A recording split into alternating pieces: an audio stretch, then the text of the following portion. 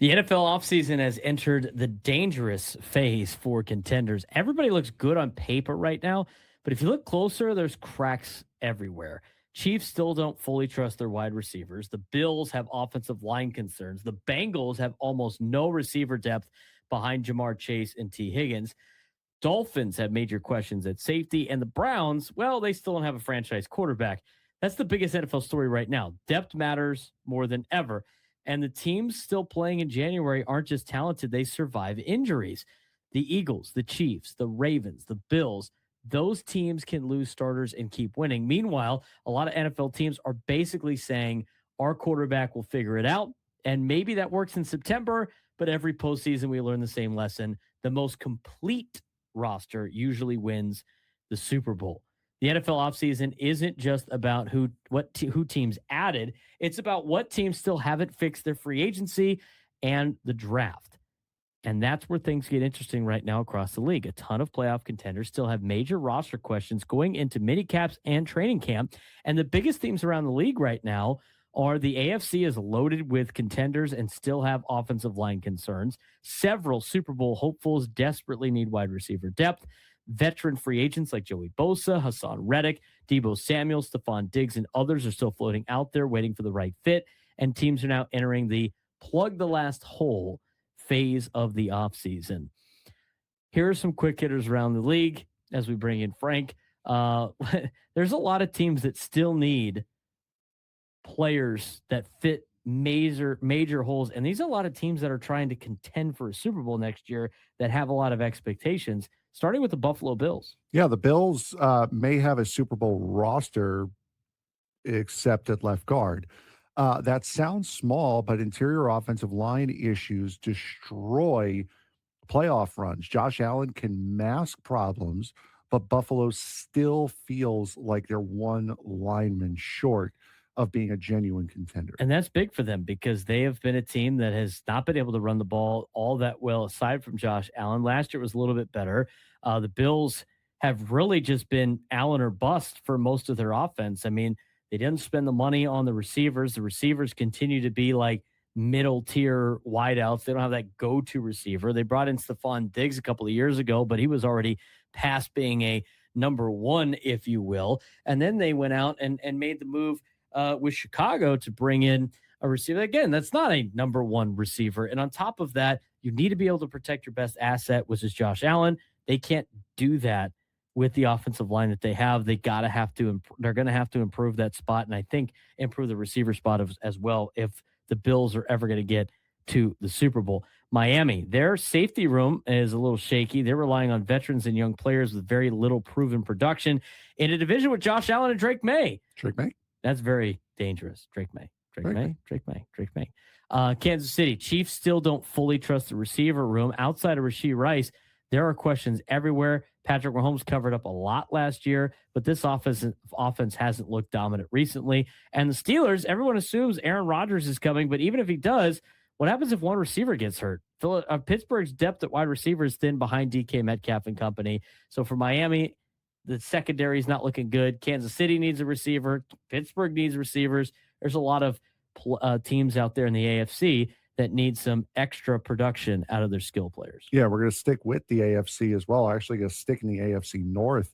The Cincinnati Bengals are terrifying until one receiver goes down. Their depth behind Jamar Chase and T. Higgins is extremely questionable, and that's a risky setup for a team trying to survive in the AFC gauntlet. And again, the Cleveland Browns still do not have a franchise quarterback. That's the story. Shedeur Sanders, Dylan Gabriel, Deshaun Watson, none of those options inspire any sort of confidence. And Cleveland feels like a team that's once again waiting for next year's draft. Let's talk about the NFC a little bit with the Dallas Cowboys. They have names at edge rusher, but not certainty. They have injuries, inconsistent production, and rookies that create a huge boomer bust situation for that defense, a defense that was not very good last year that obviously needs to improve. Eagles, who are the defending champs from a couple of years ago, safety is suddenly a concern. And that's how hard that's how hard it is to repeat in the NFL. Even elite rosters have cracks. Vikings, Justin Jefferson is elite. Jordan Addison is excellent. But after that, almost nothing proven at receiver depth. And that's why veteran receiver rumors keep circling Minnesota, on top of the fact that they have a quarterback battle between Kyler Murray and JJ McCarthy. I mean, who's going to get these guys the ball at this particular time as well? And then you look at Seattle, their pass rush depth is very thin, and that matters because their entire defensive system depends on rotating edge rushers.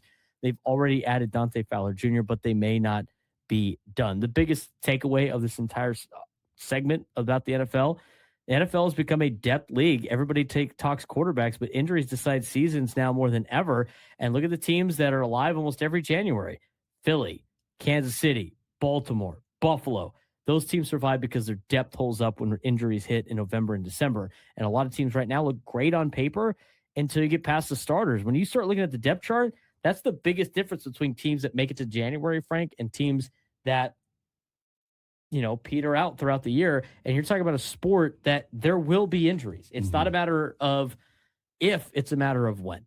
Yeah, and it's the same way around every single sport. It's always the teams that are in the playoffs that are consistently, they may not have the stars, the top stars, but they are the deepest teams and they can withstand those injuries. And as you said, especially in a league like the National Football League, where you're going to be getting hurt, you're going to be riddled with injuries at some point during the year for an undetermined amount of time, you absolutely need to have that depth if you have aspirations of holding the Lombardi Trophy in February. I think a lot of teams are relying too much on their quarterbacks to cover their roster flaws too. I mean, they spend a lot of money on the quarterback, right? And when you have those franchise quarterbacks, they should be able to take you to the promised land. But it just feels like half the league believes, well, our quarterback will figure it out.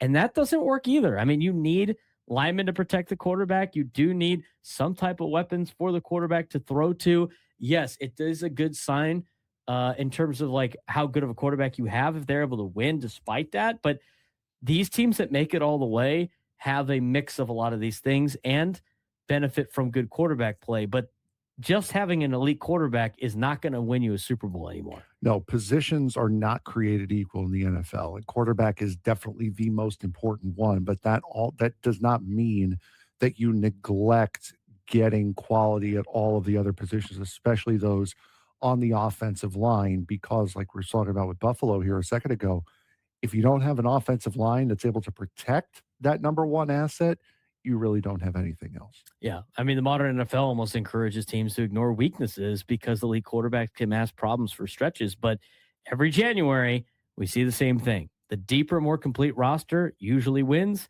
And is the league becoming too quarterback dependent in roster building? It might be, but what you know for certain is teams with depth make it through the war of attrition that is an NFL season.